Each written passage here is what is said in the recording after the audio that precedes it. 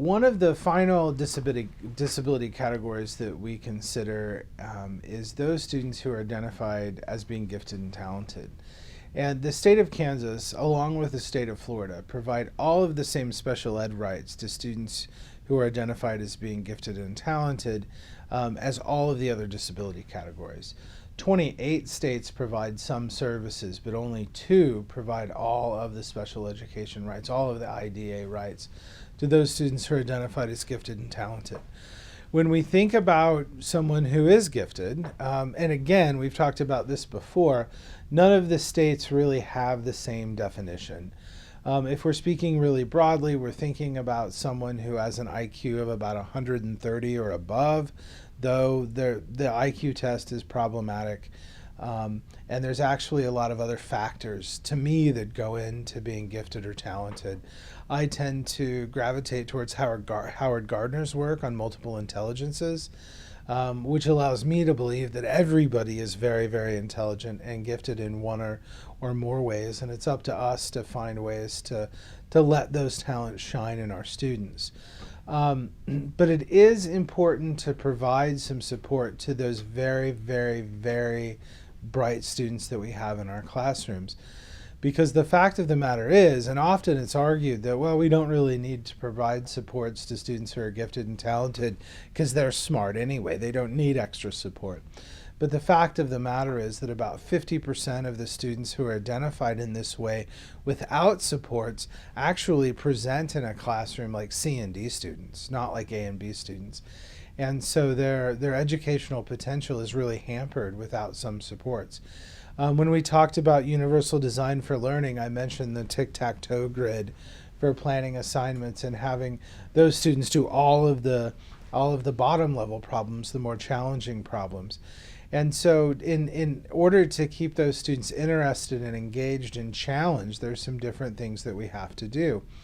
And so we could expand the curriculum, which means that for those students we could cover more material. We could have them do bigger projects instead of more small sort of formative assessments. We could have them do larger, more summative pieces of work. In math, when we assign the 20 problems after the math lesson, and even or odd depending on what's in the back of the book, maybe those students only need 2 or 3 problems to demonstrate their understanding, and then we find some other way for them to apply those concepts in a way that relates to synthesis instead of just rote answering problems. Sometimes we have students who are gifted and talented skip grades. That poses a different level of concern when we have 16 or 17-year-olds starting college, some social concerns. There's opportunities today to access dual credit courses. And so if we have a student in a high school who has mastered calculus or our most advanced math class in a freshman year, we can have them access online courses or even physical courses at local community colleges or other institutions to expand our offerings and find opportunities for those people.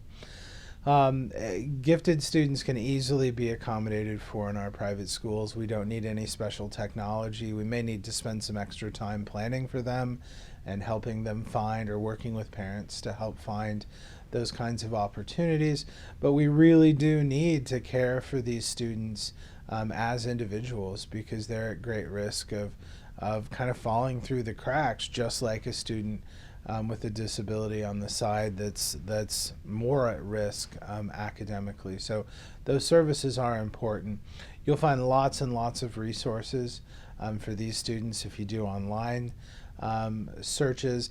I don't spend a ton of time working with this type of students. It's not part of my area of expertise, and so I don't have any really great textbooks or other things for you to read and access. But just know that when we have bright students in class, we can't just set them aside and think, okay, they're going to be okay anyway. And we would never really want to put them in a position to be like the classroom tutor, that it becomes their job outside of their role as a student to help other students who are struggling.